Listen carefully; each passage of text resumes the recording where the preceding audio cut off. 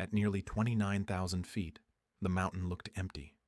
There was no line of climbers around him now, no Sherpa shouting in his ear, no fixed rope tugging him in the right direction.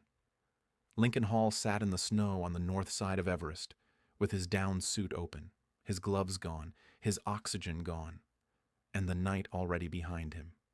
His skin was burned by wind and cold. His brain had been starved of oxygen so badly that he barely understood where he was.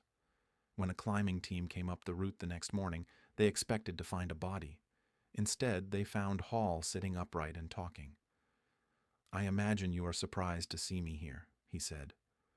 Hall was not an amateur who had wandered into trouble he did not understand. He was one of Australia's best-known mountaineers, a veteran of hard expeditions in the Himalayas and Antarctica, and part of the first Australian expedition that climbed Everest in 1984. He had tried for Everest before and turned back. In 2006, at age 50, he came back determined to do it properly from the north side in Tibet. He was experienced enough to know what the death zone meant above 8,000 meters. Every movement cost too much, every delay mattered, and every bad decision could become permanent before anyone had time to fix it. On May 25th, Hall reached the summit of Everest on his second successful attempt at the mountain. Getting to the top should have been the hard part, but on Everest, the summit is only halfway through the job. Hall was descending with Sherpas when something began to go wrong in his head. Accounts afterward pointed to high-altitude cerebral edema, a dangerous swelling of the brain caused by extreme altitude. He grew confused. He began hallucinating. He became irrational and difficult to move. Later accounts said he threatened to walk back uphill and even talked about jumping from cliffs. At that height, confusion was not just frightening. It was deadly, because a climber who could not follow basic instructions could no longer help save himself. The Sherpas with him tried to get him down. They dragged him, argued with him, and spent hours trying to keep him moving. But Hall kept collapsing. The weather and light were turning, and the men helping him were themselves running low on oxygen and strength. Snow blindness was beginning to affect them. Eventually, after repeated efforts to revive him failed, the expedition leader radioed instructions from below. Hall was to be left where he was, because keeping the others there much longer risked more lives. His companions stripped away some gear, including oxygen equipment that could still save someone else, and went down believing he was dead. Word spread off the mountain. Friends and family were told he had died on Everest. That night should have killed him. He was alone high on the mountain, exposed in the death zone without bottled oxygen or proper protection, with severe altitude illness and the cold working on every part of his body. Hall later remembered almost nothing clearly. His brain was too impaired.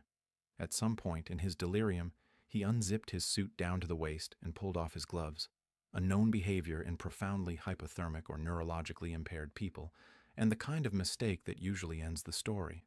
He stayed there through the darkness at roughly 8,700 meters, high enough that the body does not recover, and the margin for survival narrows to almost nothing. The next morning, American climber Dan Mazur was leading a summit team upward with Andrew Brash, Miles Osborne, and Jangbu Sherpa when they saw someone ahead on the route. What they found made no sense at first. Hall was alive, barehanded, hatless, and sitting near a drop, speaking in short bursts through a damaged mind. He could not explain where his gloves were. He did not understand why everyone was staring at him. Mazur's team had come to climb Everest, but the summit ended right there. They gave Hall oxygen, hot drinks, and clothing, radioed for help, and stayed with him. More Sherpas climbed up to assist, because getting a debilitated man down from that altitude was still brutally dangerous. Mazur later summed up the choice with a line that lasted because it was so plain.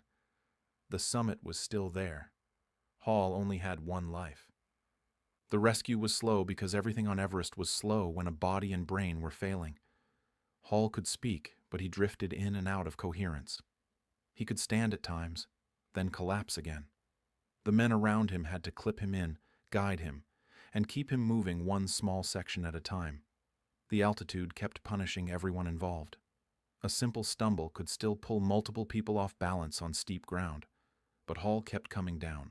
He was eventually brought to the North Col, where Russian expedition Dr. Andrei Selivanov treated him, and by the following day he reached advanced base camp alive. He was in far better condition than almost anyone would have believed after a night out that high, though he had severe frostbite and lingering neurological effects from the cerebral edema. He later lost the tips of several fingers and a toe. Part of what made Hall's survival feel so shocking in 2006 was the context. Everest that season had already become a symbol of what happened when climbers treated dying people as obstacles. The death of David Sharp, who was passed by many climbers on the same mountain, had triggered international outrage. Hall's case cut in the opposite direction. He was found alive by a team that gave up its summit chance and stayed. He could still respond, still move with help, and that made rescue possible, but it still required people to stop and choose him over the mountain. Without that decision, his story would have ended exactly where his first rescuers thought it had ended. What Hall carried down from Everest was not just frostbite. It was the knowledge that his wife had already been told he was dead, that men had watched him stop moving and had gone on without him because they thought there was nothing left to save. He did not turn that into bitterness against the Sherpas who left him. He understood where they had been and what the mountain demanded of exhausted men running out of oxygen. He stayed close afterward with some of the climbers who helped save him, especially Miles Osborne, who had surrendered his own summit attempt in the rescue.